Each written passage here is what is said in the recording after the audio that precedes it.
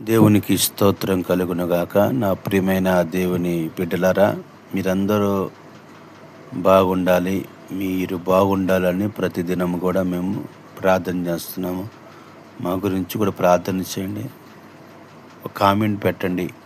మీ comment చదివి వాటి కొరకు ప్రత్యేకంగా ఉపవాసం ఉండి మా సంఘం ప్రార్థన చేస్తాం. మేము కలిసి ఉదయకాలమున వాక్యం అంటే అంత ఆశీర్వాదం. ఈరోజు 30వ తారీఖు జనవరి నెల. ప్రభు మనకు దినం ఇచ్చాడు. ఆయన సన్నిధిలో మనము గడుపుట ఎంతో ఆశీర్వాదము, దీవెన. దేవుని వాక్యాన్ని ధ్యానం చేసుకుందాం. 29వ అధ్యాయంలో ఆదికాండం 41వ వచనంలో రాయబడి ఉండిద్ది. ఏమని ఉండిద్ది అంటే, లేయా ద్వేషించబడుట యెహోవా చూసి అని ఉంది. దేవుడట లేయా అనే ఒక స్త్రీని ద్వేషించటం చూశాడంట. ఎవరు ద్వేషించారు? తల్లిదండ్రులు దూషించారు. ఎవరు ద్వేషించారు? కట్టుకున్న భర్త దూషించాడు. ఎవరు ద్వేషించారు? ఆ ప్రాంతంలో ఉన్న వాళ్ళు ద్వేషించారు. కొన్ని సందర్భాల్లో మనల్ని కూడా ఇతరులు ద్వేషిస్తూ ఉంటారు.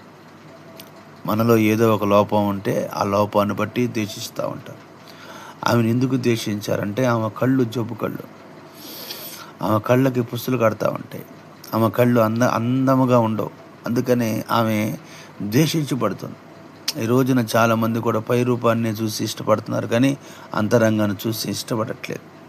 అందుకని దేవుడు అంటాడు, ఇదిగో లేయా ద్వేషించబడుట నేను చూశాను. మనుషులు మనల్ని ఎవరు చూడకపోయినా దేవుడు మనల్ని చూస్తాడన్న సంగతి మనం గ్రహించుకుందాం. మనుషులు మనల్ని చూడలేని పరిస్థితిలో ఉన్న దేవుడు చూస్తాడు. ఆయన చూచుచున్న దేవుడు. దేవునికి స్తోత్రం కలుగును గాక. ఈ లేయా జీవితంలో దేవుడు గొప్ప కార్యం చేయాలని ఉద్దేశించాడండి. అందుకని మనం గమనిస్తే యేసు ప్రభు ఒక ఆలోచన ఎలా ఉండిద్దంటే, ఎవరైతే ద్వేషించబడుతున్నారో, ఎవరైతే హింసించబడుతున్నారో, ఎవరైతే కన్నీళ్ళ మధ్యలో ఉన్నారో, ఎవరైతే కష్టాల మధ్యలో ఉన్నారో, ఎవరైతే అనారోగ్య మధ్యలో ఉన్నారో, ఎవరైతే ఆర్థికమైన పరిస్థితుల మధ్యలో ఉన్నారో, వారు విలువ లేకుండా బ్రతుకుతున్నారో, దేవుడు వాళ్ళకి విలువనివ్వాలని, దేవుడు వారిని ప్రేమించాలని, దేవుడు వారిని ఆదరించాలని దేవుడు కోరుకుంటున్నాడు. ఈరోజు నీ వ్యక్తిగతమైన జీవితంలో నిన్ను ప్రేమించేవాళ్ళు, నిన్ను ఆదరించేవాళ్ళు, నీ కొరకు పరితపించే వాళ్ళు ఒకరు ఉన్నారు. వారే ప్రభువైన యేసుక్రీస్తు ప్రభువారు.